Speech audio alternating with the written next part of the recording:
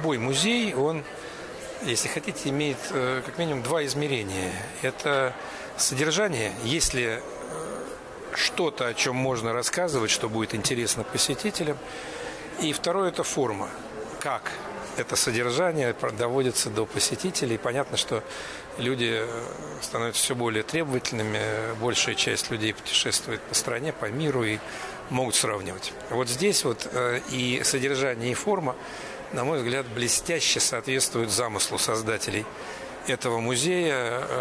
Совершенно уникальная история, культура, традиции, достижения всех народов, которые исторически проживали и продолжают жить на территории современной Якутии, это общенациональное достояние, вне всякого сомнения. Тут, может быть, найдет для себя свою часть и этнограф, и человек, который пишет, там, ну, не знаю, историю промышленности нашей страны или сельского хозяйства, или науки, но это неотъемлемая часть нашей истории, многообразная, и в каждом своем измерении, в каждой своей грани, разумеется, очень интересная и, не побоюсь этого слова, великая.